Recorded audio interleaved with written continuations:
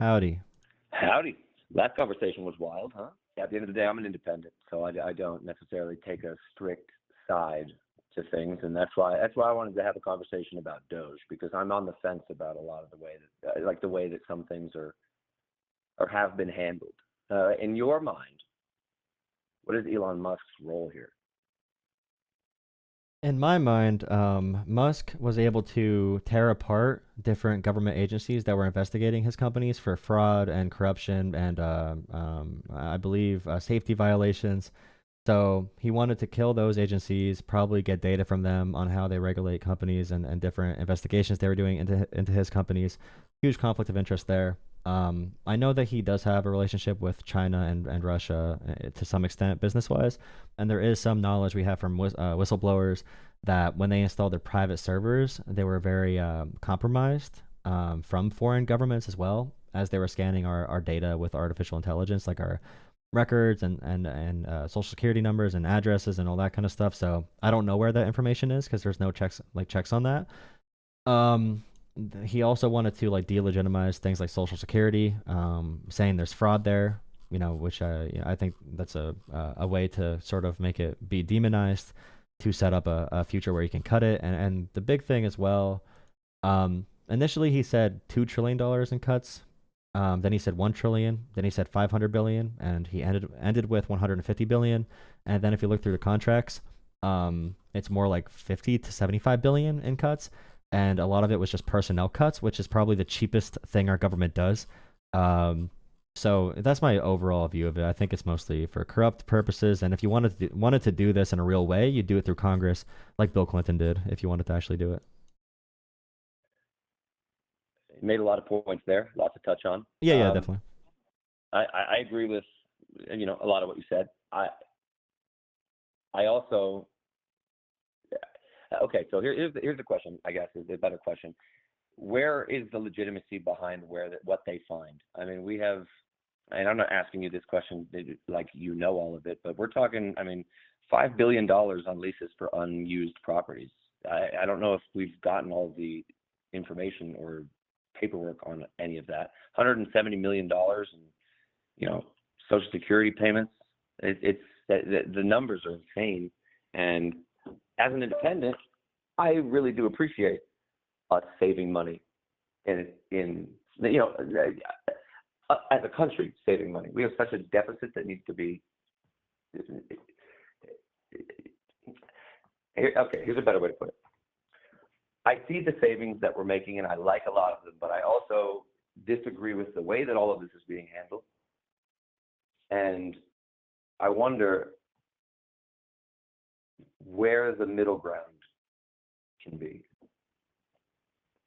of saving money on condoms for Gaza, but also not so cutting that federal was jobs not. for Do you know what Gaza, like there was some like anti AIDS HIV/AIDS program for Africa, but there was no condoms sent to like Hamas, like they claimed. There's no evidence about the $5 billion in unused leases. I know they accidentally were cutting. They accidentally exposed actually some CIA or some intelligence offices through that were like protected. I'm pretty sure like classified information because they were just cutting things randomly.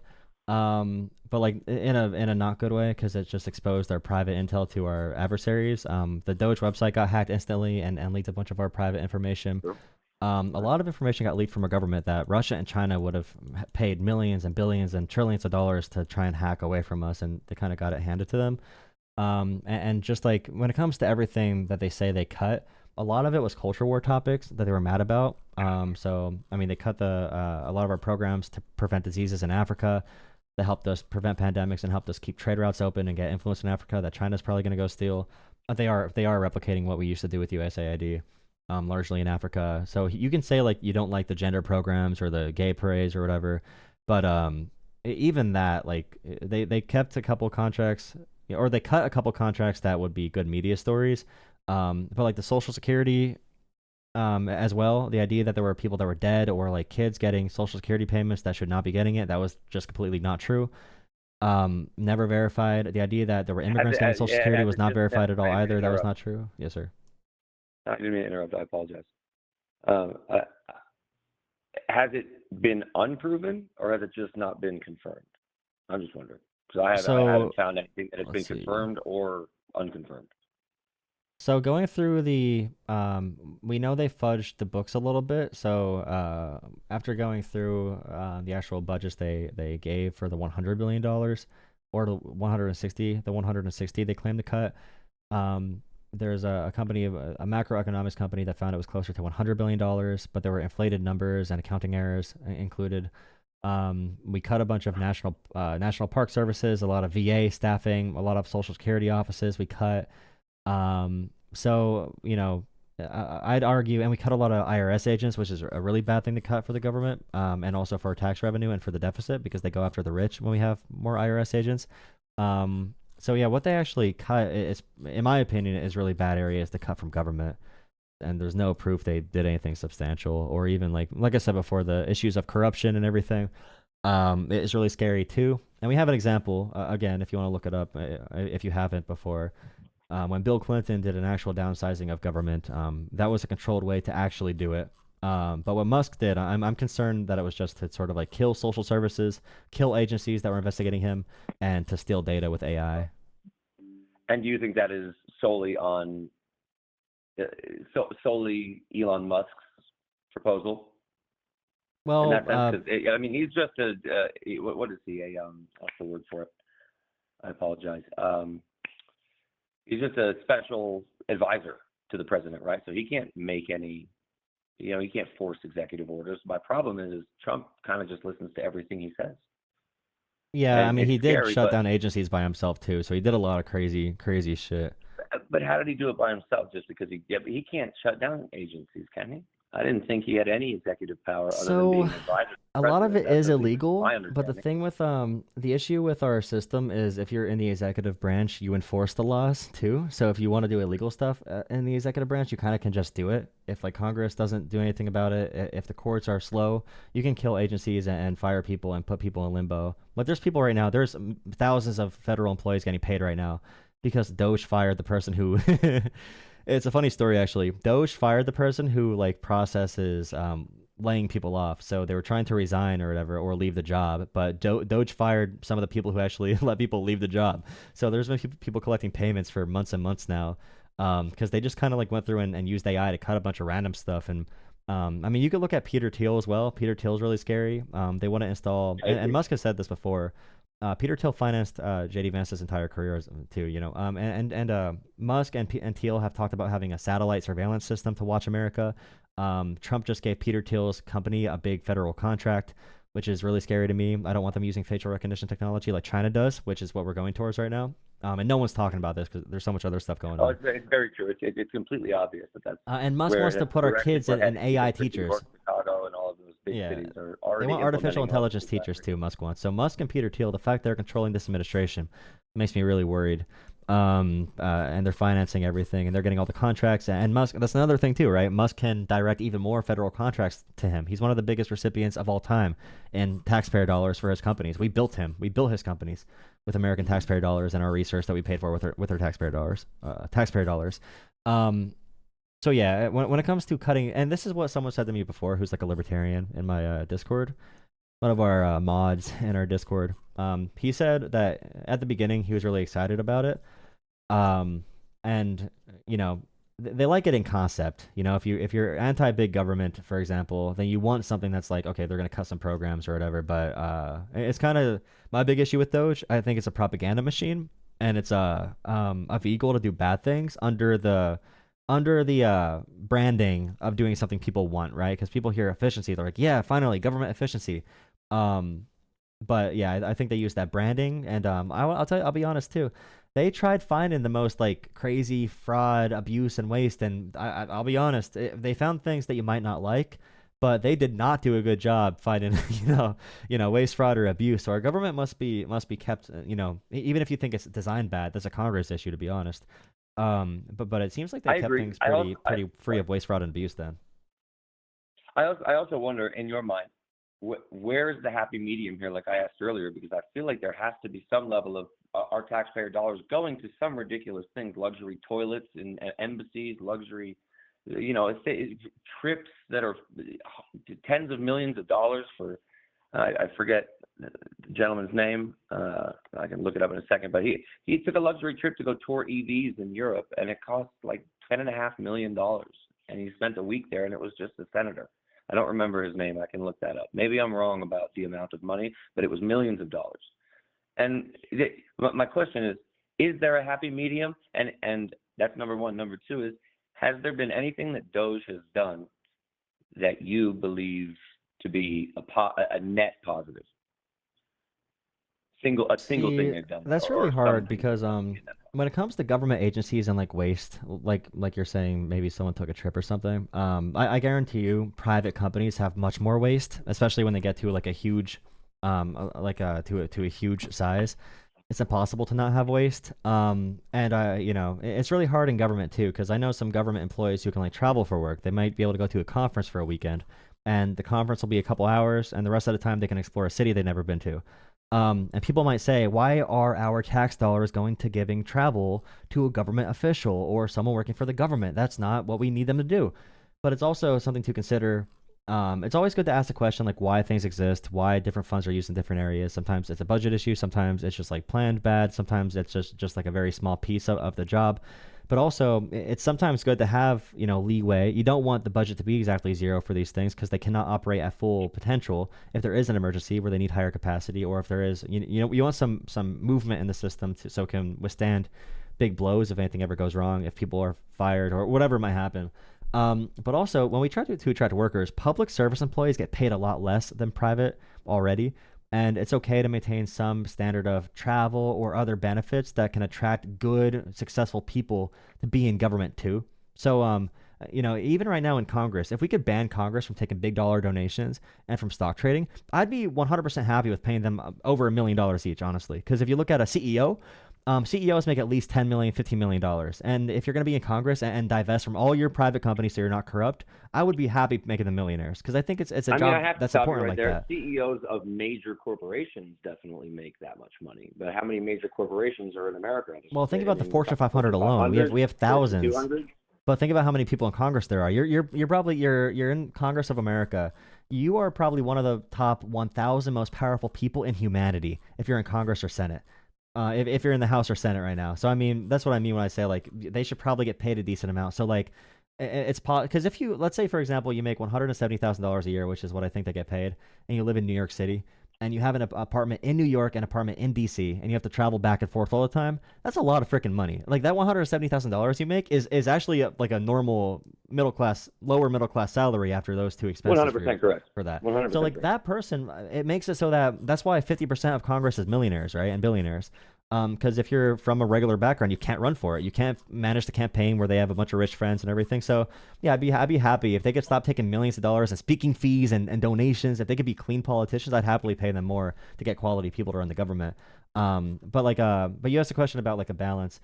My big thing with government in general, I think about the job that needs to be done. So, for example, I always say I think it's good to have big government controlled by the people without corrupt influences, for things like limiting the potential for big banks to screw people over, or for limiting big corporations from dumping toxic sewage in the water. I want the government to be huge to make sure that they don't give us cancerous chemicals in the food.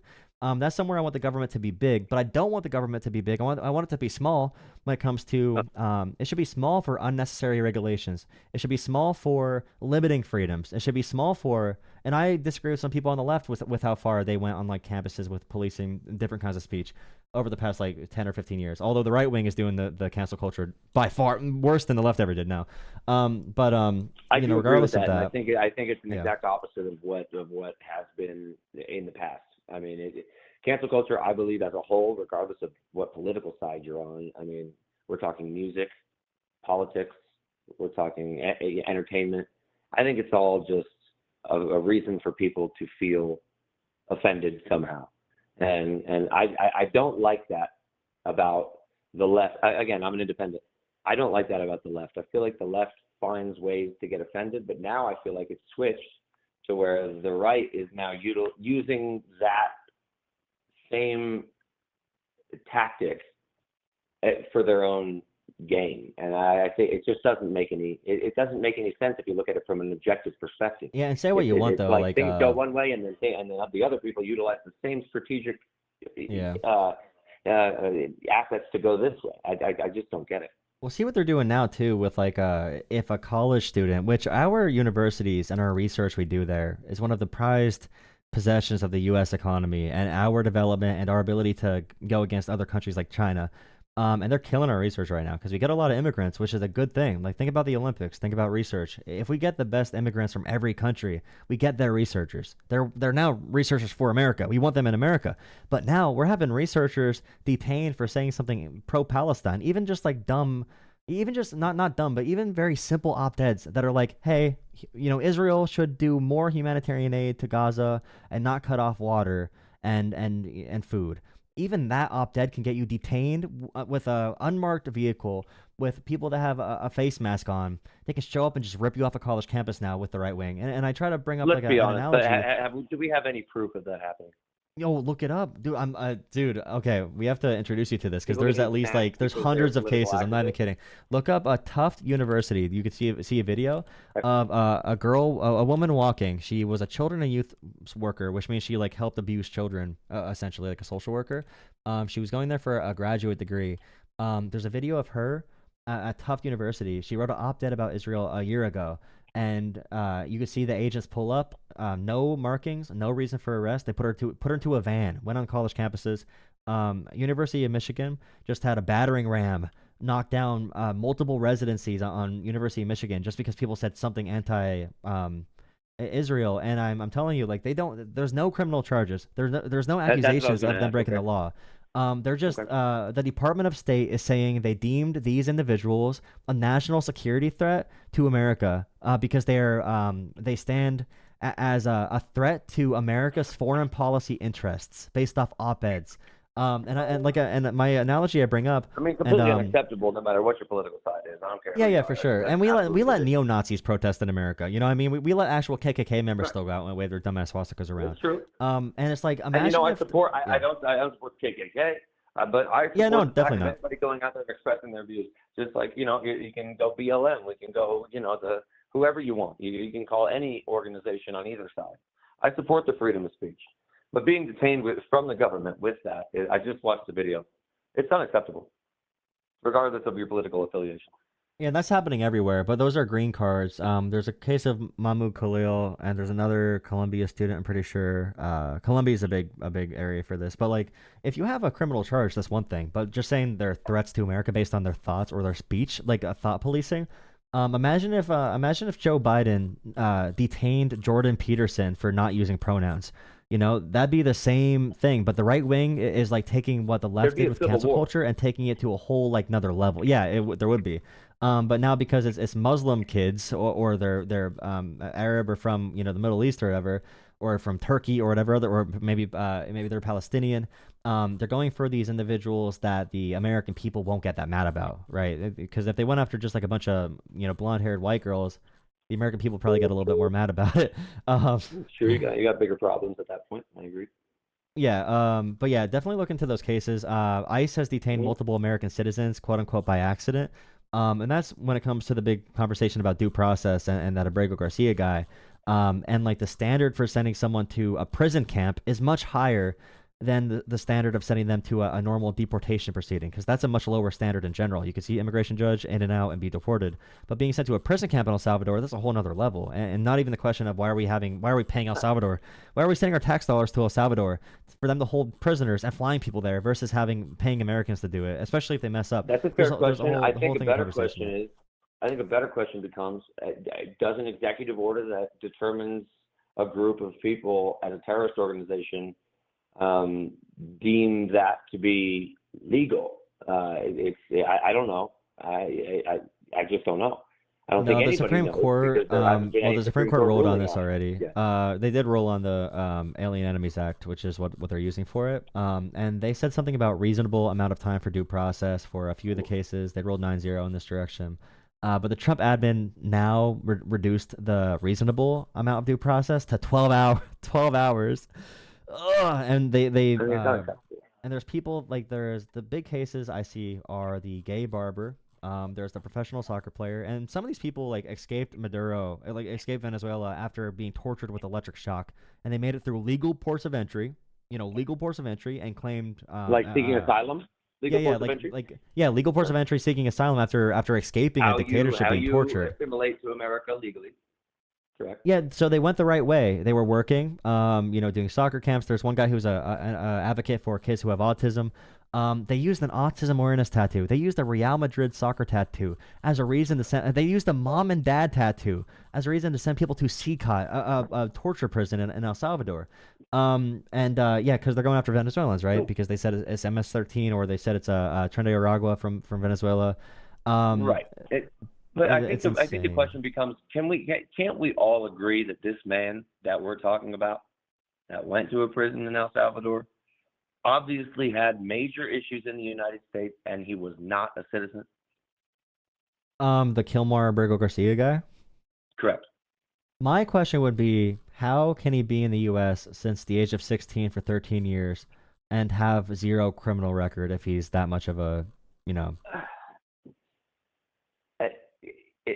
I thought that's a good question. I thought he had a criminal record here, or at least he had restraining orders against him No, he had an allegation from his wife, from his which wife. she said they resolved, of like domestic violence, of like ripping her shirt off, and He something got else. arrested for domestic violence. He may not have been convicted of it, but he did get arrested for it. Correct? No, Maybe but I'm yeah, wrong, yeah. but I thought that was the case. So that's the thing as well. So you could say he has allegations there. You could say that maybe he hung out with people who were immigrants who were like coming in. Maybe he was driving people. I think there was some case of him like driving someone that was coming in illegally or something like that. But I think he got arrested. I think he got arrested when he was like associated around 2 or 3 other known MS-13 or Friend de Agua gang member. I can't and that's the remember. big conversation, right? So if that happened, how did he never get a criminal record? And when the Trump and in 2019, people seem like they forget time sometimes, yeah, sometimes. Um, in 2019, Trump was president, and it was his Right. judges and his Justice Department that would look over these cases. And the idea that they would let an MS-13 gang member that they knew was a gang member stay here on a working permit is so laughable to me. And the fact they have zero criminal I agree. record, he was never like I convicted completely of a agree. crime or even charged with one. I'm pretty sure. And like regardless of that fact, if they wanted to deport him, they could have deported him. But what happened was it was number one illegal to send him back to El Salvador. That was what the court ordered in 2019 because it would be too dangerous for him. He escaped gang violence at the age of 16, came to America and did a bunch of jobs. Um, and by the way, it's not very unheard of that someone who escaped gang violence from El Salvador at the age of 16 and worked hard labor his entire life would be involved in domestic abuse. That does not give a pass for it, but the guy had a pretty shitty life, and it seemed like he made I somewhat of a mean, let's way be with it. honest. It Arguing that might come working out that he's a landscaping and doing things is not a reason to No, no, no. lay hands on a I'm woman. just saying that I know people who have been through much less, who have done much worse, and that's one of the reasons we can't just say, "Hey, this person is an alleged whatever. We should send them to a torture camp," because that's worse than the death penalty. That's torture, and I agree. slavery. But like, yeah, that's the thing. Never being charged with it, and yeah, it just everything people do to justify what happened. They could have. It was illegal to send him back to El Salvador, okay, because of the gang violence. They could have Mm. deported him easily to a third country that would have been safer for him. Easily, that would have been easy for them to do that. But now they need to justify that he's a gang member and MS-13 and send him to send him to El Salvador. And they might bring him back to not violate the Supreme Court and just deport him to a third country like they should have the first time. But But regardless, what if what they've the done is Salvadorian insane. president, as he said in the Oval? I don't mean to interrupt. I apologize. But the El Salvadorian president in the meeting at the Oval Office said, "What am I supposed to do? Go illegally bring this person back into the country when I forget exactly his words, but he said something to the effect of, I'm not going to smuggle him back into your country. He's a citizen of my country." Does that change the, I guess, perspective on what's going on here? The fact that America is paying El Salvador, a country that has the GDP of probably half of Atlanta or half of Philadelphia, um, the fact that we're paying them and the fact that we sent this person to them to be in this labor camp, um, I mean, the Trump administration would essentially just be violating the Supreme Court order at that point, because they have more than enough power to get him sent back to America to go through the proper proceedings. So like that's what I would say there. The Trump admin would just be admitting that they don't care about law in America, and then we'd be in a constitutional crisis at that point. And like obviously, if Bukele, they've already sent people back, by the way, because I think we sent women there by accident.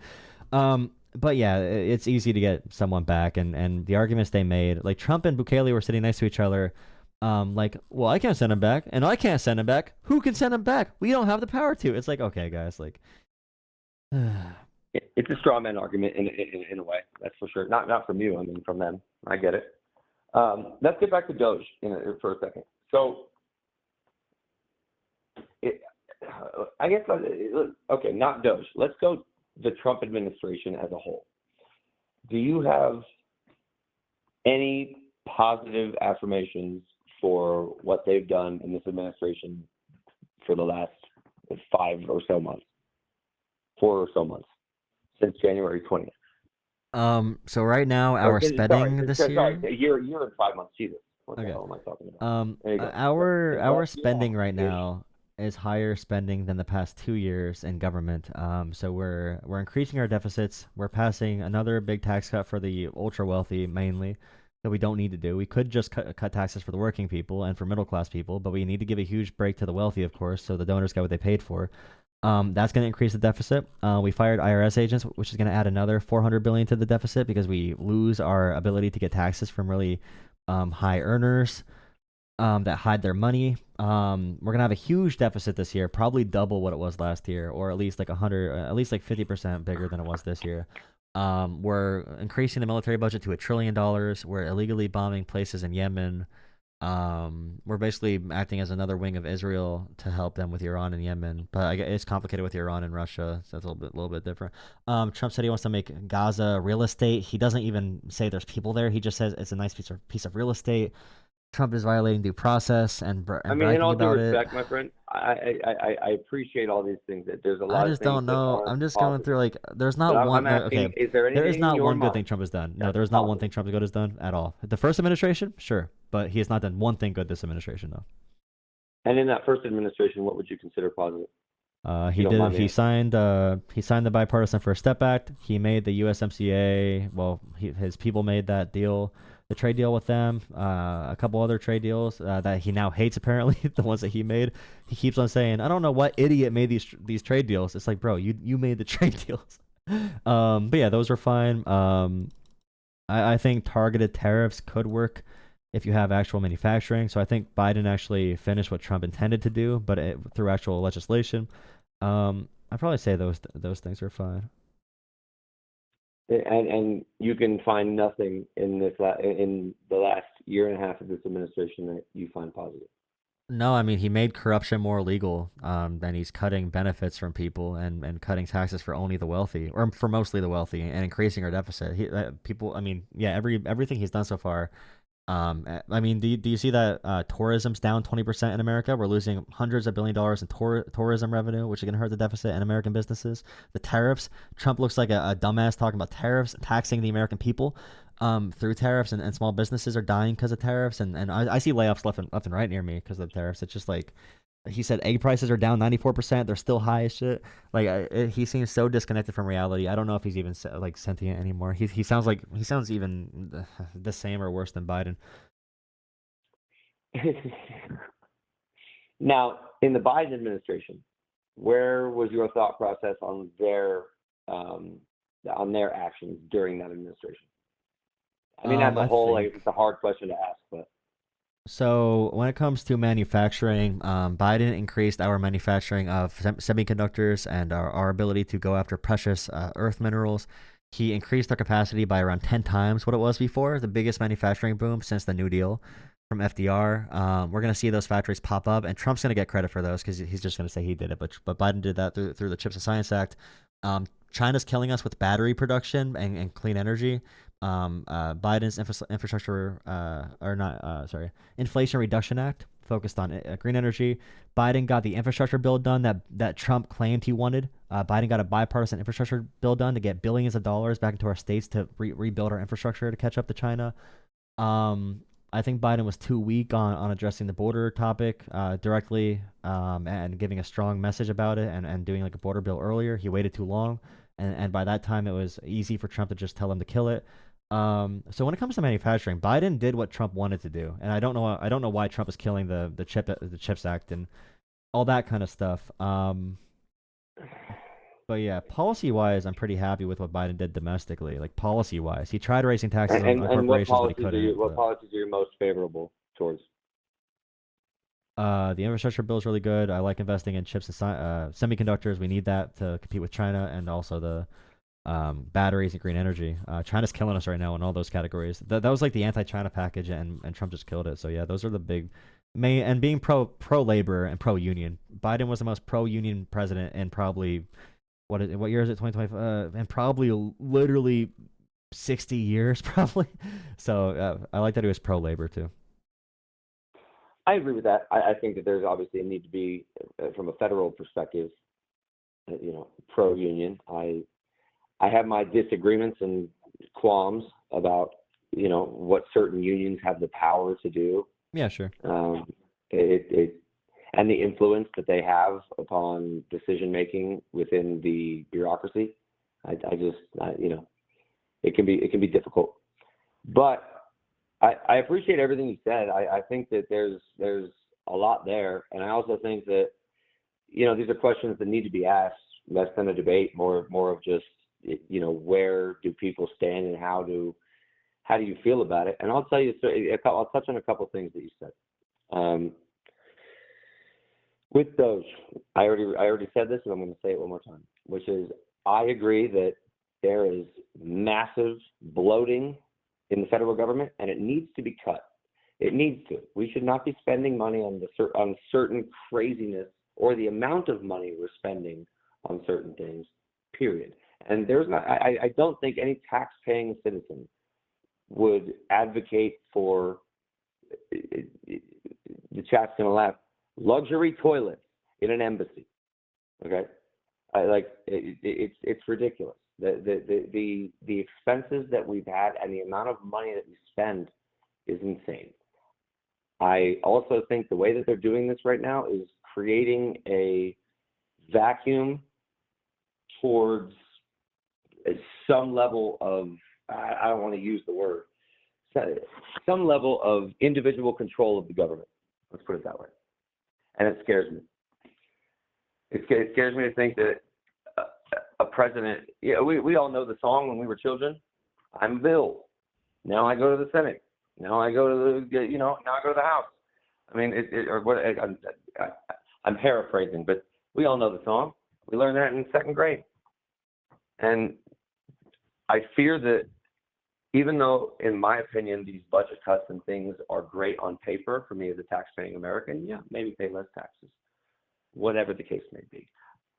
But to think about what this could lead to is a scary thing, that we can essentially have the president be friends with the most powerful man, the richest man in the world, who's best friends with the most powerful man in the world, and they just decide things in a closed room, and then a piece of paper is signed as an executive order, and he's like, yeah, that's what we're doing.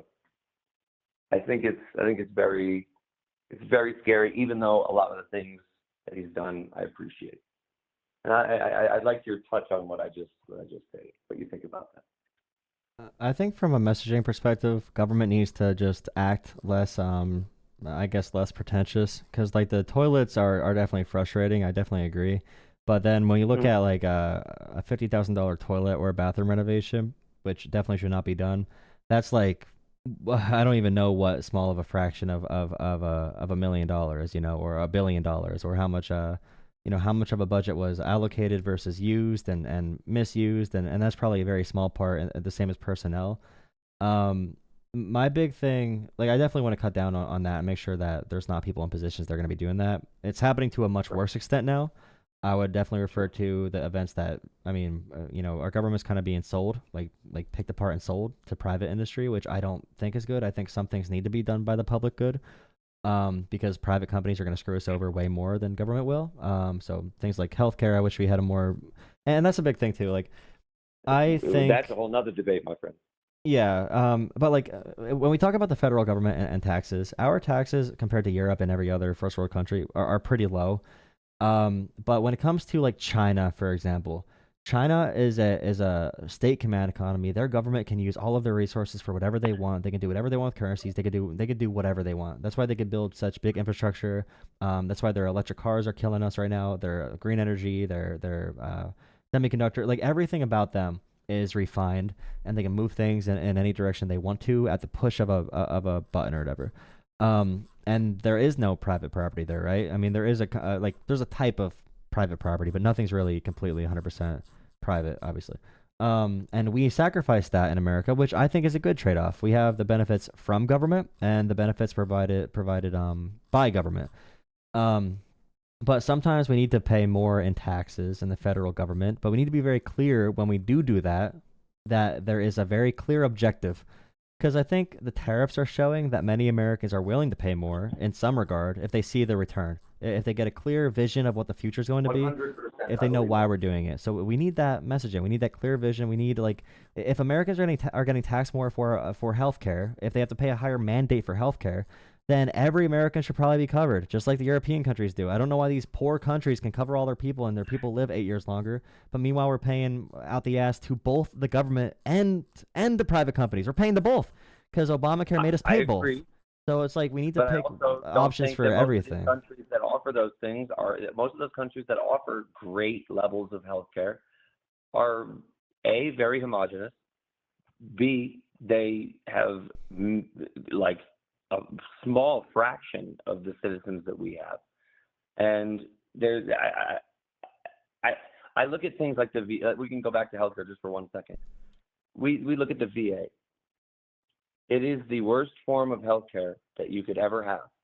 I have many friends who have served in Iraq and Afghanistan, and it, they have a headache and it takes 2 weeks to get an appointment, and all they do is prescribe them 1,800 milligram ibuprofen.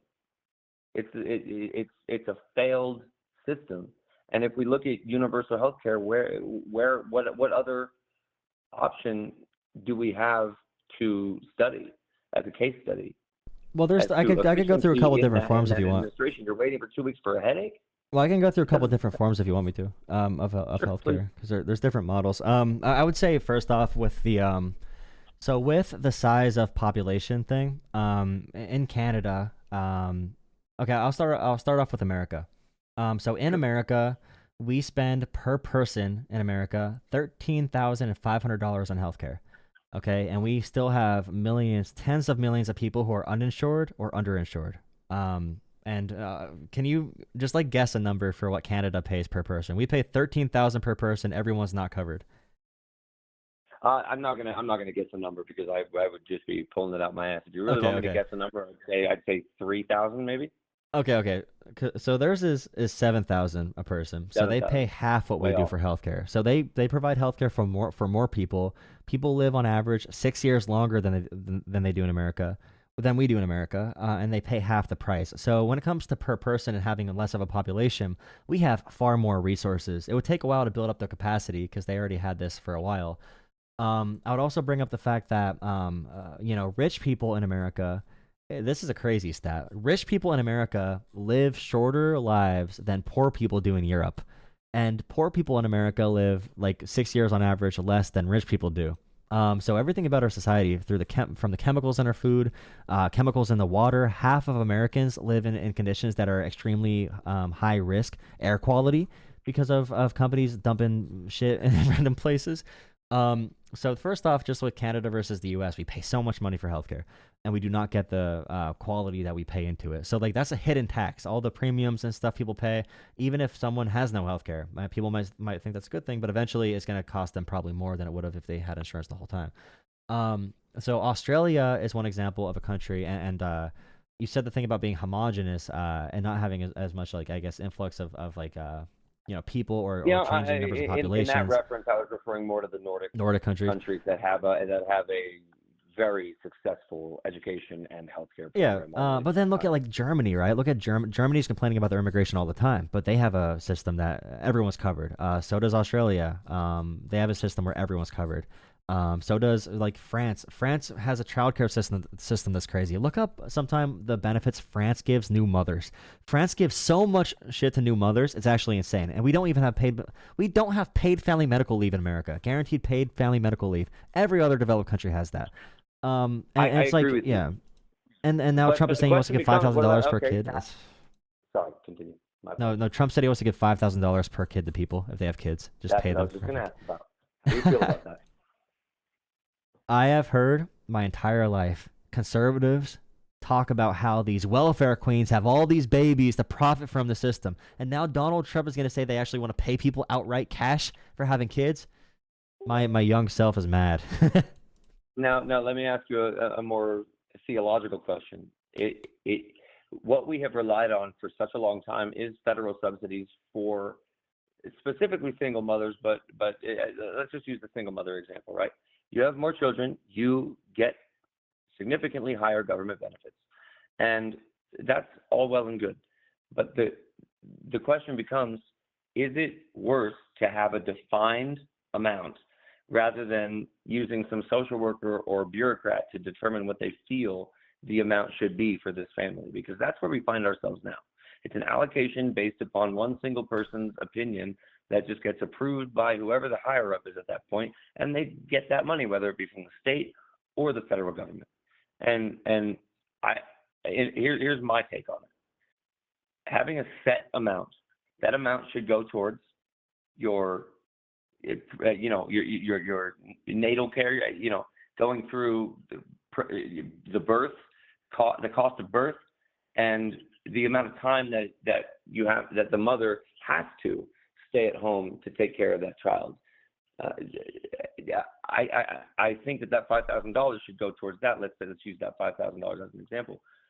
We have been subsidizing adolescence of children for a long time, and the federal taxpayer, in my opinion, should not be responsible for everybody's child unless it comes to aspects like healthcare.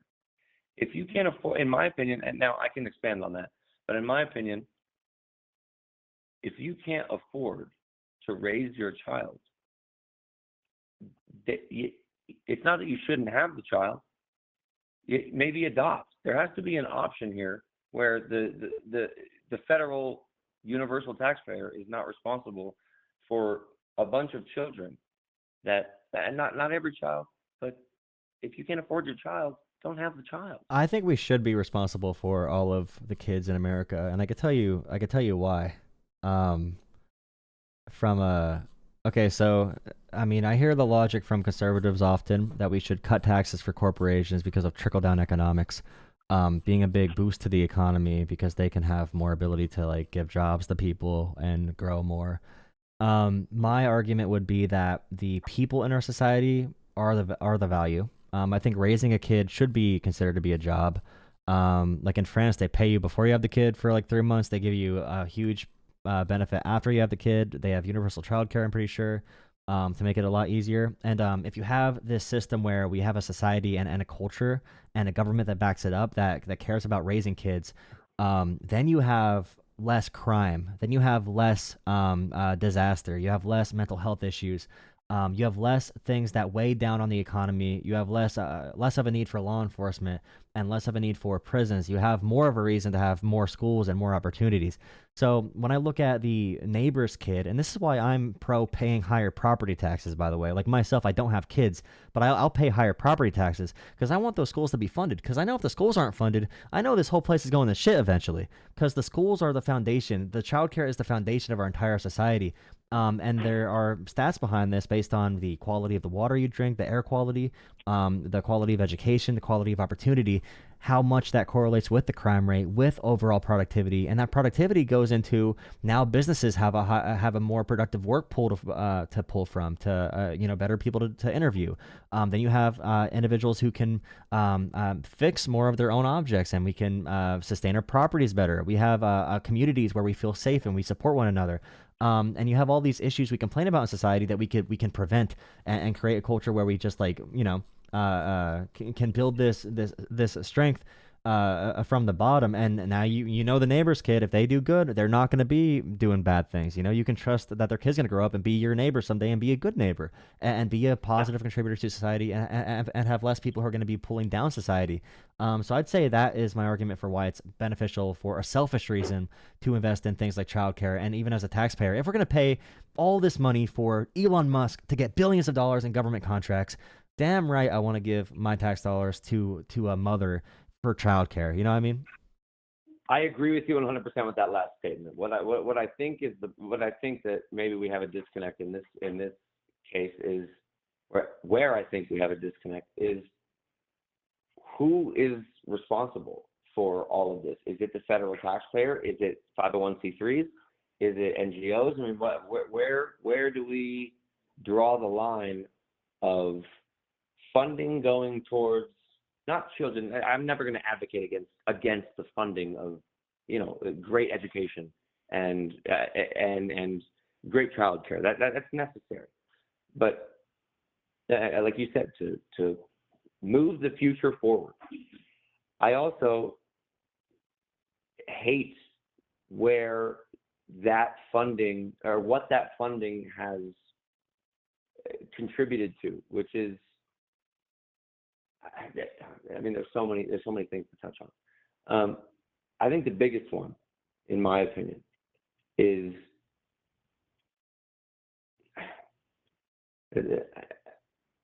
trying to make it quick, my friend. I'm trying. I think the biggest one, the biggest problem in my mind, is that the normal person that's working hard, doing their thing every day, now has to pay for all of these other things. Where let's look at this. Okay, let's look at the African American community as a whole. That they have the highest poverty rate, they have the lowest education scores, yet the highest federal funding. How does that equate to government being something that is a beneficial commodity to them, rather than, really a deterrent? It doesn't. To me, it doesn't make sense that the highest funded areas are the lowest scoring. Do you mean for like high schools or K through 12? Sorry, one more time. Do you mean like K through 12, high schools, middle schools, elementary? Yep. So our system, even if you get more federal funding. No, I'm not trying to make this a race argument. I'm just saying from an urban community perspective. No, this is like a completely valid question. So I'm well trained in policy, so I could definitely answer this, and I go to a lot of school board meetings and everything. So pretty much in America, like if you get more federal funding from the Department of Education, there's a good chance you're from a really shitty, poor area. And I'm allowed to say that because I'm from a shitty, poor area. So the areas that get more federal funding need it more for the worst reasons possible, right? So they have they have a bad tax base. They have probably deteriorating. It's getting late. Schools that are falling apart, deterioration. The schools that are dying. So we could use Norway as an example. So Norway spends $18,000 per student on for education. Okay, the U.S. we spend $15,000 on average, but the issue is in the U.S. we fund our public schools mostly by local and state governments and mostly like property taxes. So in a poor area, the schools are going to suck. They will get more federal money to try and bring it up to par, but they'll still be really bad because they're underfunded and don't have enough resources. And then in rich areas, you have a huge wealth disparity. So you have one class of people who are getting really good education, another class that gets bad education. And then guess what? The poor kids can't move. They can't get opportunities. They cannot get jobs. That area becomes worse and worse and worse. The crime rate gets up because the schools suck there. And if you have shitty schools and it's a poor area, you're not going to have opportunities moving in. It means the chance of you leaving is worse because you have worse education, less opportunities. And that's like I mean, you should call in again. We can go into that, but just for this, absolutely. For this purpose, the Norway example, they spend $3,000 more per kid on public schooling, but that's not the most interesting part. Norway funds their education 100% from the national government. For us, that'd be the federal government, 100%. And Norway has better outcomes because the poor areas get the same funding as the rich areas.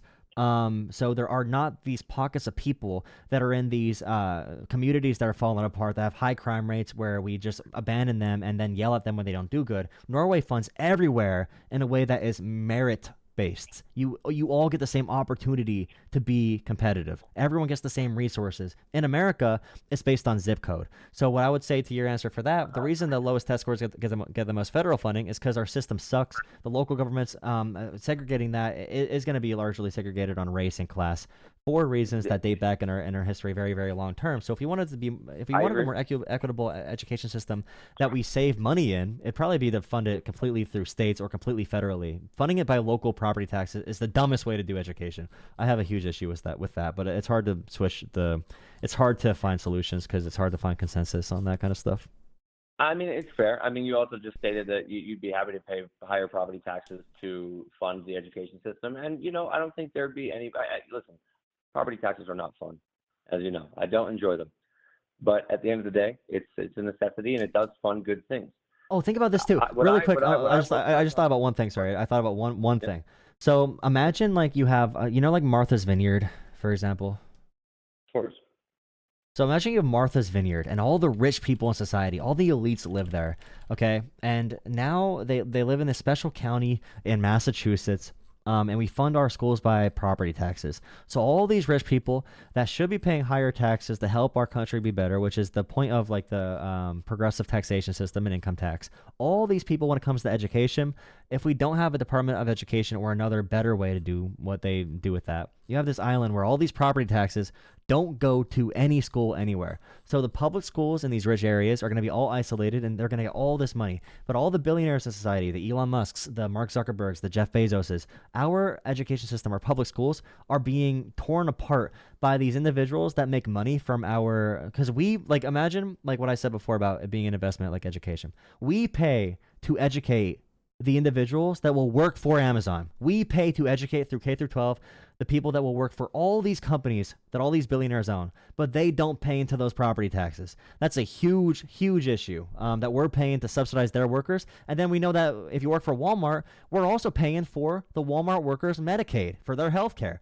And Walmart's not paying shit for that. So that's another big issue, yeah. Well, I agree with that, and we can go into major issues. I'm willing to talk to you for a long time, my friend. I like your perspective on things. Here's what I will say: you touched on billionaires, and this is one thing that I think a lot of people, especially us normal people, have a really hard time understanding what a billion is. And a million, if you put a second per dollar, a million seconds is 11 and a half days. It's 11, I'll look it up exactly. It's 11.57 days. A billion seconds is 31 years. And I think a lot of people, we throw this billionaire word around a lot, like it's a normal thing. And I'm just equating a dollar to a second. 11 days to be a millionaire. 31 years to be a billionaire. It's a number that's insane. And what I really think is that this tax code should have been changed a long time ago through multiple administrations, including the Clinton administration, and especially when Hillary Clinton was and I'm not going to get into, who's right or who's wrong for doing what they did, but the tax code should have been changed a long time ago. I truly believe that Trump got elected in 2016 solely because on that debate stage, he said, of course I take advantage of the tax code. And you know why everybody out here is mad at me? Hillary Clinton said, Trump doesn't pay taxes or whatever. And he goes, of course I took advantage of the tax code. Because it's there. Because I'm not stupid. And you know why they all hate me out in this crowd? Because every single one of them do it too. And if you really have a problem with it, why haven't you changed it in the last 30 years you've been in government, Hillary? I believe in my heart that that's the reason why he won that first election. That's a hard one too, because Biden tried changing taxes to tax the wealthy more, and by more it was just like a little bit higher, and Republicans completely blocked it. And Trump is going to cut them even more. I just wish, like, that's why I'm going to vote for, like, that's why I think we need someone who's radical the other direction to actually do that, because I don't think any politician is actually going to raise taxes on the wealthy. And I see it as a power issue and a freedom issue, because if someone has all that money and power... Are we talking about capital gain tax? I'm talking about just in general. You could have alternative minimum taxes. You can raise yeah, you can raise capital gains without really affecting the market that much. Someone said like a transaction tax could be interesting to look at. There's a bunch of different ways to toy with it. I'm sure we could do a bunch of. It's really about the will to do it because we could find ways to do it. And we could find ways to. We need to do trust busting to break up companies. But the issue is the only and Biden did more trust busting than any president in like 50 But do years we too. want to break up companies? Is that really the goal here? I think we need to break up Meta and Google and Elon Musk's company should probably be divested. Not. I mean, broken up to different owners. I think having that much. If these were people, like we're in another Gilded Age. We need another Teddy Roosevelt or another. Yeah, Teddy Roosevelt's probably the best example because he kind of started the trust busting in 1900 early 1900s and Trust funds are a whole nother issue. What do you think about a flat tax? well, monopoly. I'm talking more about just like monopolies and getting rid of monopolies, and that's why I think we need someone who takes no corporate dollars. And I'm gonna get people on this train eventually, but I think the only person who's gonna raise taxes on the wealthy is AOC, and I don't think anyone else is gonna. Maybe another Democrat will, but the only one who's actually gonna fight for it is gonna be our little activist social Democrat queen. So. That's fair. What do you think about AOC? Do you think she's going to run as a primary or run the primary? Have you ever seen her documentary? I did. Yep. I think I like the idea that someone can come from being a bartender from a working class background and being a politician. That's my biggest thing with Trump is like, if Donald It's an Trump, inspirational story if you look at it from that perspective. Yeah, I agree with that.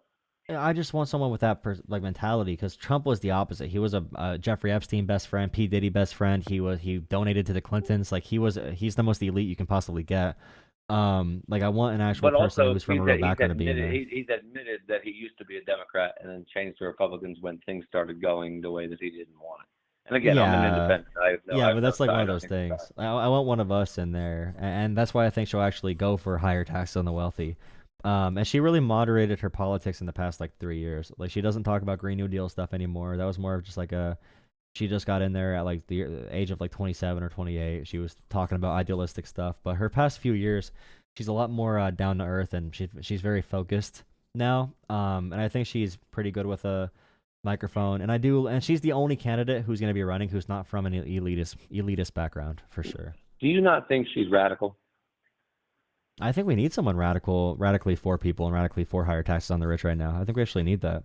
It depends what for. Now, taxation on the rich, that's a hard topic because it can be broken down in so many ways. That's what I asked you earlier. I don't know if you heard the question. The question is, what do you think about a flat tax? I think that would make the current system a lot worse. It would help the wealthy a lot. So I guess that's where the question comes in. When the wealthy, as you stated, aren't paying their fair share in taxes, what if everyone pays the exact same amount? That the rich can't hide their taxes anymore. Every house sale, let's just put a number out there, 15% or something of that nature, 20%. Everybody pays that, and that's just a universal tax code. Everybody pays the same thing, so there's no way to make shell companies. You can have different taxes for, I guess, businesses in my mind, but if it were a personal income flat tax, would that be something that you would be opposed to? Well, you would need to. The reason I'd be against a flat tax is because the progressive income tax that we have right now will tax wealthy people at a higher rate than working class people, which I think is definitely needed.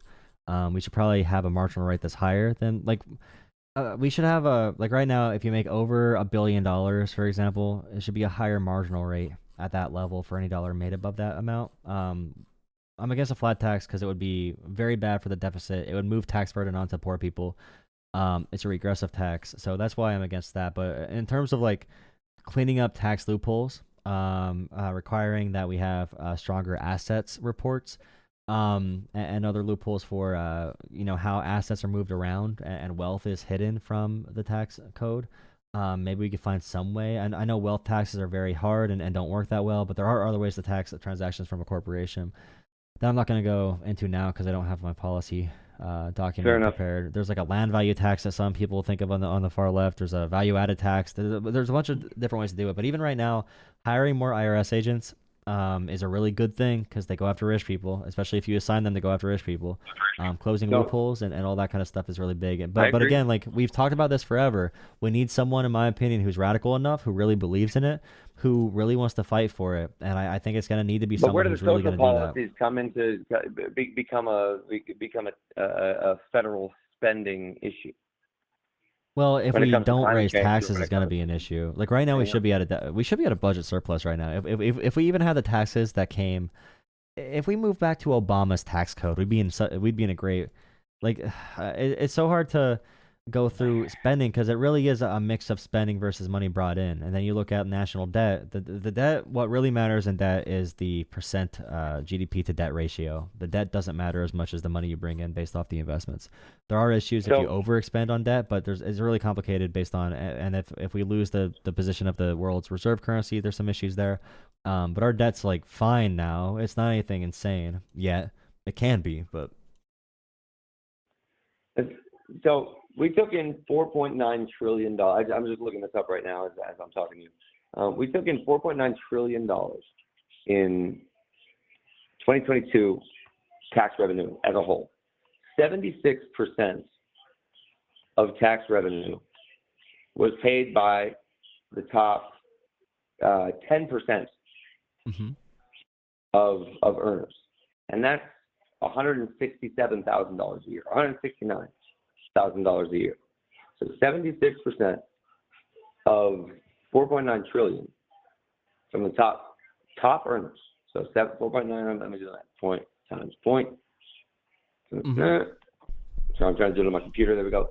So it's $3.6 trillion a year just in the top 10%. Okay.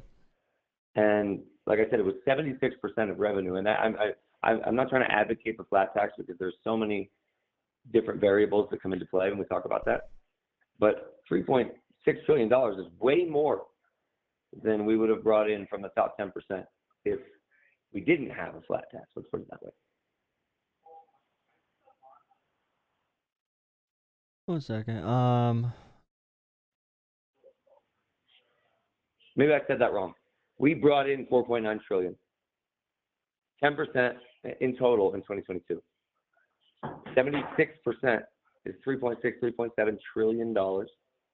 And if we were to take the top 10% of earners and not let them get away with certain aspects of, I mean, even just going towards capital gains or losses, how can Yeah. someone Well, sell a that'd be building something for different. $59 million, So like, buy one for $49 million and pay zero taxes? It doesn't make any sense. That's where I believe the flat tax comes into play. Now, I do think it would hurt the big boys. But when you hurt the big boys, all of a sudden it hurts the little guy. no, but the flat tax hurts the little guy more. Okay, so this is something I think what you're thinking about, because the progressive taxation system's good because it taxes higher percentages for the rich, right? Like, do you like that part of that tax at least? Of course, absolutely. So the flat tax you're talking about.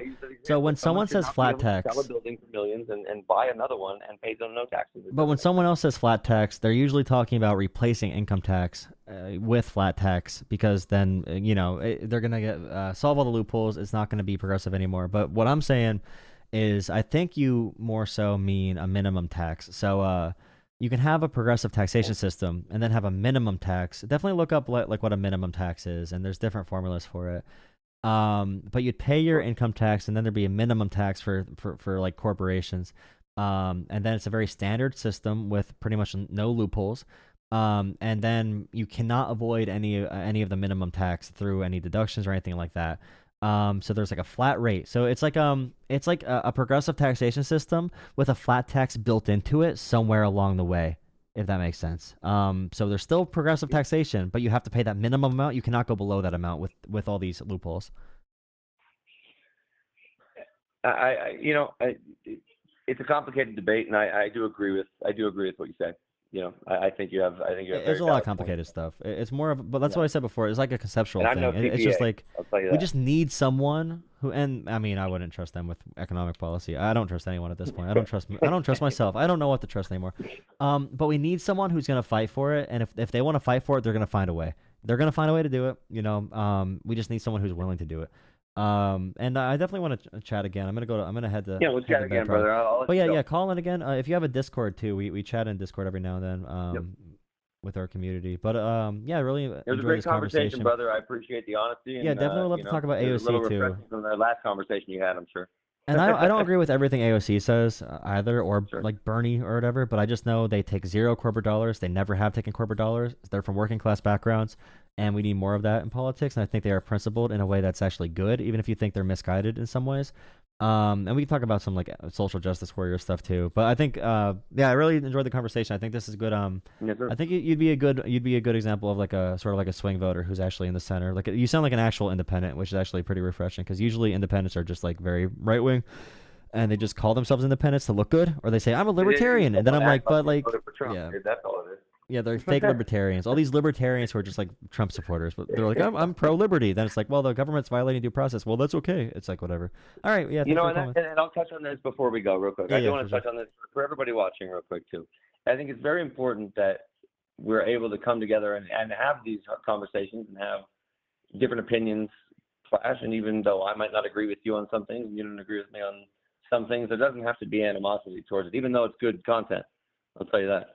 I think that it's important to have this level of what you can even quote unquote call it a debate, but just an understanding of people's perspectives that I don't think gets portrayed much in social media specifically. Everything is so driven to the left or to the right, and it becomes so brainwashed algorithm level where all they see is one side, and then people tend to go towards that direction because that's all they see, but they don't see the other side. And it's always great to have conflicting opinions and discuss them. So I appreciate that, and thank you for the conversation, my friend. Yeah, yeah, definitely. Yeah, thanks. Like I said, we could have a couple topics next time as well. You can feel free to shoot me a message on that line. Yeah, we'll do. But yeah, thank you. Have a good night, man. God bless you as well. Thank you, $5, Sam. I've been watching your streams for a month or two, and it's been interesting to see how Trump supporters think, so I can better argue against them. Thank you, Sam. Thank you. I think another portion is to make sure we remember. It's also about how to communicate to people because a lot of these are going to be a lot of the conversations we need to have are not going to be debates. It's going to be reaching out to people who are conflicted, who have heard other information from people who may have been lying. Maybe they have been misguided. Maybe they believe things that may not be true that we have to interact with them on. And some people are pretty reasonable, and the media makes us want to fight each other. So like some people who want to argue and fight you are probably not going to join the movement, but there are people we need to focus on who might.